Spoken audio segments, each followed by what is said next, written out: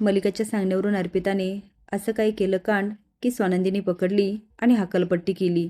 तर नक्की काय घडलं चला तर बघूया. तर स्वानंदी चिंगीला छान समजावते आणि बाळाची कशी काळजी घ्यायची हेही सांगते. तिच्या बोलण्यामुळे चिंगीच्या चेहऱ्यावर स्माईल येतं, पण डोक्यात बसतं मी माझ्या मुलाला न्याय देणार. पण मलिकाने अंशुमनला सांगितलेलं असतं की ते चिंगीचं काहीतरी कर. आता त्याला तर मलिका सांगते, पण स्वतःचे प्रयत्न काय सोडत नाही आणि म्हणते अप्पी आपल्यालाच काहीतरी करावं लागणार, नाहीतर ती स्वानंदी चिंगी आणि अंशुमनचं लग्न लावायला मागे पुढे बघणार नाही आणि एक मुलकरीण माझी सून नाही नाही नाही हे होऊच शकत नाही. होऊ शकत नाही काय, मी होऊच देणार नाही. अर्पिता म्हणते मॉम आता काय करायचं. अगं अंशुमनचं बाळ तिच्या पोटात आहे. मलिका म्हणते त्या पोटातल्या बाळाचंच काहीतरी करावं लागणार. एकदा की ते पडलं तर त्या स्वानंदीकडं काही पुरावा राहणार नाही आणि मग काय आपण हवं ते करू शकतो. अर्पिता हसून म्हणते म्हणजे तिचं बाळ पाडायचं तर. मलिका म्हणते अप्पी पण एवढं सोपं नाही आहे. त्याआधी आपल्याला त्या चिंगीचा विश्वास संपादन करावा लागेल. त्या दोघी चिंगीकडे जातात आणि अंशुमनचं कसं चुकलं हे सांगत असतात आणि म्हणतात बाळा जे काय झालं ना ते झालं, आता स्वतःकडे लक्ष द्या. मलिका म्हणते अगं तुझ्या पोटात अंशुमनचं बाळ आहे, तुला काळजी तर घ्यायलाच हवी. नाही म्हणजे मला माहिती आहे तू चुकला, पण या बाळाची काय चूक आहे. खरं तर मला अंशुमनचा खूप राग येतो. एखाद्या मुलीशी असं वागतात का. अगं मी विचारही करू शकत नाही एवढा तो घाणेरडा वागलाय. पण काय ना बाळा राजवाड्यांची पण एक इज्जत आहे आणि ती जाऊ नये म्हणून मला सगळ्यांसमोर अंशुमनची बाजू घ्यावी लागली. पण चिंगी बाळा तू जेवढं समजती ना तेवढे आम्ही वाईट नाही आहे. अगं आम्ही पण स्त्रिया आहोत, आम्हाला पण मुलं आहेत. बाळा आम्ही तुझं दुःख समजू शकतो. या जागेवर माझी मुलगी असती तर तिने पण हेच केलं असतं. आता मात्र चिंगीला खूप बरं वाटतं. तिला वाटतं मलिकाने तिला माफ केलं. मलिकाने अर्पिता म्हणतात आम्ही आलोचा. आता चिंगीला आशा लागते आणि ती अंशुमनकडे जाते आणि त्याला समजावण्याचा प्रयत्न करते आणि म्हणते माझ्या चुकीची शिक्षा तुम्ही ह्या बाळाला तरी नका देऊ. अंशुमन म्हणतो ह्या पोटात आहे ना हा दोष आहे त्याचा. एकच ऑप्शन आहे तुझ्याकडे, पाडून टाक. चिंगी म्हणते अहो तुम्ही हे काय बोलताय, स्वतःच्या मुलाला पाडायला सांगताय. अंशुमन म्हणतो हो मला नको आहे मूल, मला तुझ्याशी काही संबंध ठेवायचा नाही. हे मूल पाडायचं, पैसे घ्यायचे आणि इथून चालतं व्हायचं. चिंगी म्हणते नाही मला हे बाळ हवं आहे, मी नाही पाडणार. अंशू म्हणतो याचे परिणाम खूप वाईट होतील, ते भोगायला तयार राहा. स्वानंदी रूममध्ये जाते, इकडे तिकडे बघत म्हणते चिंगी कुठे गेली ही. त्या मलिका आणि अर्पिता किचनमध्ये असतात.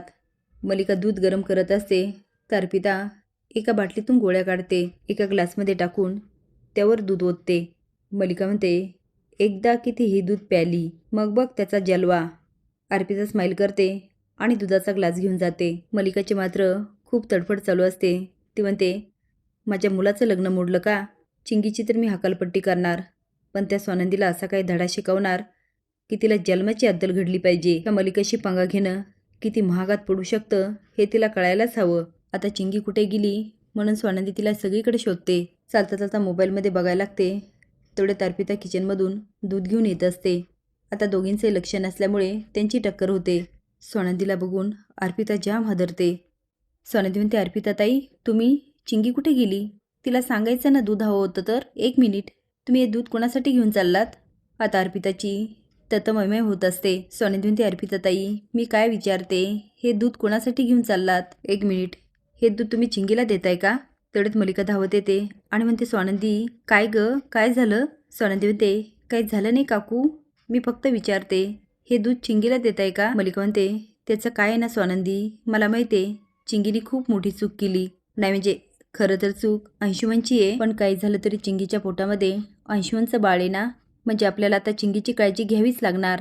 म्हणून आप्पीला म्हटलं जा आणि तिला दूध देऊन ये. स्वानंदी म्हणते एक मिनटं काकू कुणीही तिला दूध द्यायचं नाही, कारण तिच्या रूममध्ये मी ऑलरेडी दूध ठेवलंय आणि तिला शोधते पण ती कुठेही सापडत नाहीये. मलिका म्हणते हो का, ह्या मुलीचं काही कळतच नाहीये. म्हणून म्हटलं स्वानंदी बाळा ह्या मोलकरणीच्या नादी नसतं लागायचं, त्यांची जागा त्यांना बरोबर दाखवून द्यायची. आता स्वानंदी चिंगीला शोधायला जाते आणि मलिका अर्पिताला खुणवते. तोपर्यंत अर्पिता जाते, स्वानंदीचा दुधाचा ग्लास घेते आणि त्या जागी स्वतःचा ग्लास ठेवते आणि मलिकाला खुणवते. आपलं काम झालं. चिंगी येताना दिसते. स्वानंदी म्हणते चिंगी अगं कुठे गेली होती तू. अंशुमनच्या रूममध्ये. चिंगी म्हणते हो वहिनी, मला असं वाटलं होतं अंशुमन मला समजून घेतील, किमान ते आमच्या बाळाचा तरी विचार करतील. स्वानंदी म्हणते चिंगी चिंगी मी तुला पुन्हा एकदा सांगते, अगं त्याच्याकडून कुठलीही अपेक्षा ठेवू नकोस. बरं जा, बरं तुझ्या रूममध्ये जा, मी दुधाचा ग्लास ठेवला तेवढा संपून टाक. चिंगी आता रूममध्ये जाते आणि दुधाचा ग्लास बघते. आता आपल्या बाळाची काळजी आपणच घ्यायची म्हणून ती ग्लास उचलते. पण आता बघूया पुढे नक्की काय घडतंय. तुम्हाला काय वाटतं? चिंगीने अंशुमनच्या बाळाला जन्म द्यायला हवं की नाही हे कमेंट बॉक्समध्ये नक्की सांगा. नवीन अपडेट जाण्यासाठी लाईक आणि सबस्क्राईब करा. धन्यवाद.